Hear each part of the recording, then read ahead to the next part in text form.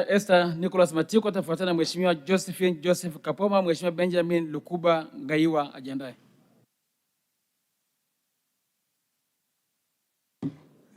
Nakushukuru Mheshimiwa Naibu Spika kwa kuweza kunipatia fursa hii nami kuchangia kwenye wizara hii ya madini, wizara ambayo ni muhimu kabisa katika utekelezaji wa dira yetu ya maendeleo ya taifa ya 2025-2050 kwa sababu inabeba uchumi wa taifa letu na inaajiri Watanzania wengi ambao katika sekta hii, na tunajua tumeweka 70% ya private sector kuhakikisha kwamba tunafikia dira yetu ya 2050.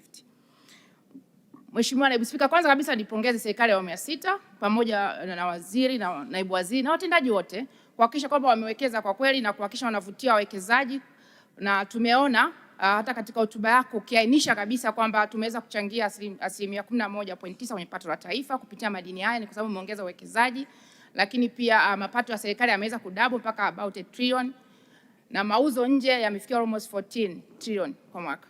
Lakini pia kwenye export earning umetuainishia kwamba ni asilimia 52.7. Lakini pamoja na hayo Mheshimiwa Naibu Spika, ukienda kwenye ibara ya 46 umeainisha hapa kwamba ulitoa vibali takriban 8635 vya kuweza kusafirisha madini ghafi kwenda nje. Dhahabu, almasi, umeainisha madini ya bati, madini ya shaba pamoja na makaa ya mawe. Mheshimiwa Naibu Spika, ili ongezeko ambalo tunaliona limeongezeka ni kwa sababu ya madini ghafi. Sasa imefika wakati sasa, pamoja na mikakati yote ambayo umeiweka, uone kwamba kuna umuhimu wa kuweza kuongeza thamani kwenye madini, tuweze kuprocess hapa nchini ambapo tutatoa ajira za kutosha. Lakini katika tafiti ambayo nimepitia, kama tungeweza kuchakata hapa nchini na kuongeza thamani kwenye hizi madini tu ambazo umesafisha na hivi bado ulivyovitoa, tungeweza kutoka kwenye trilioni 14 ambazo tumepeleka kama mauzo nje, ikalenji kati ya trilioni 18 mpaka trilioni 30. Kwa hiyo tuone kwamba ni wajibu sasa hivi tuweze kufanya hivi. Lakini Mheshimiwa Naibu Spika, pia ukiangalia katika alivyoeleza kwenye ibara yake, ni dhahiri kabisa kwamba critical minerals na strategic minerals hazijaweza kuhusika katika kuhakikisha zinachangia kwenye mapato ya taifa letu, ambayo ni madini kwa Tanzania ni takriban katika nchi 10 tajiri zenye madini haya, ambayo madini haya tukiyatumia kimkakati yatatusaidia sana kuweza kukuza uchumi wa taifa letu. Mheshimiwa Naibu Spika, kwa hiyo kuna hiyo strategic gap kwa kuhakikisha kwamba tunawekeza zaidi. Hapo umeainisha tu kwamba umetoa leseni 454 za madini haya, lakini hizi leseni sasa ndo sasa tunatakiwa tuwe na mpango mkakati, na nakupongeza kwenye ile mining vision yako ya 2030. Tuwe na mpango mkakati wa kuweka roadmap hata ya 10 years. Sasa hivi katika nishati safi, nchi nyingi by 2040 zinaondokana kabisa na magari ya petroli, zinawekeza kwenye magari ya umeme and the like. Sasa ukiangalia huu mpango Mheshimiwa Naibu Spika, haya madini Tanzania, graphite, nickel, cobalt na hizi rare earth elements tunazo nyingi sana Tanzania, ambazo ni madini they are called geopolitical minerals, ambazo ni madini ya kimkakati. Tukiyatumia tunaweza kuwa na usalama uchumi wetu, tukawa na nguvu ya kishawishi kimataifa, lakini pia akasaidia kuhakikisha tunawini masoko pale ambapo tutayageuza kuweza kuchakata nchini.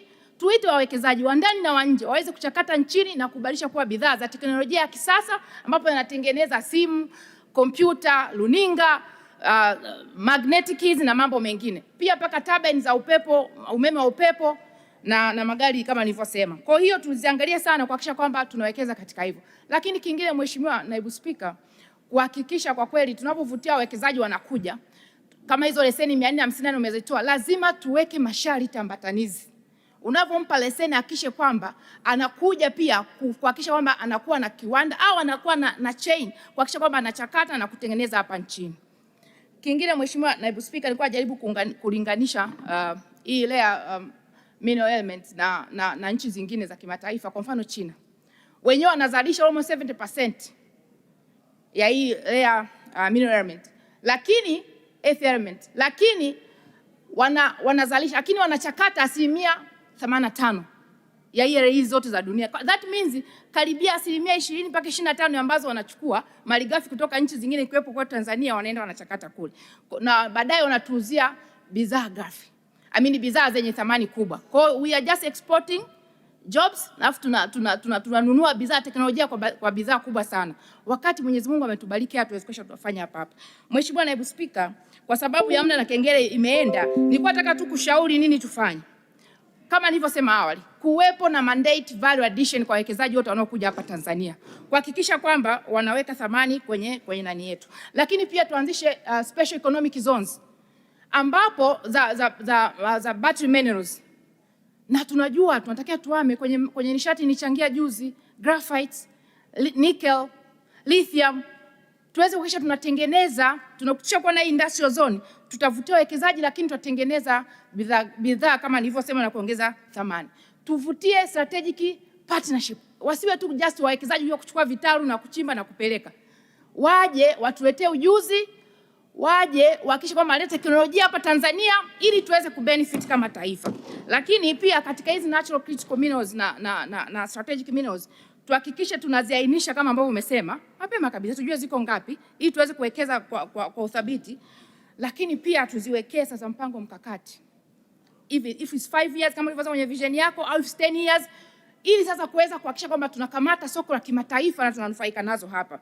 Lakini na mwisho, Mheshimiwa Mwenyekiti, Mheshimiwa Naibu Spika, tuhakikishe sasa, naona sasa it's high time, kwa sababu hizi madini ya kimkakati na madini muhimu, serikali iangalie uwezekano wa kuunda commission ambayo itakuwa inadili na hizi madini muhimu. Yaani kiwepo commission kabisa muhimu ambayo itadili na haya, iweze kuratibu, iweze kuvutia wawekezaji, lakini iweze kuona ni vipi tunaenda.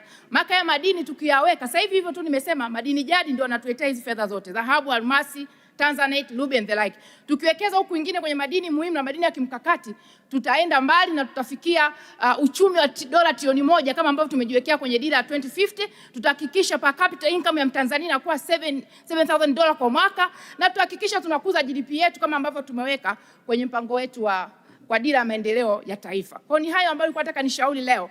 Kwa sababu ya muda, Mheshimiwa Spika, mengine nitaandika kwa maandishi. Asante sana na kushukuru. Naomba kuunga hoja mkono. Asante sana Mheshimiwa Esther.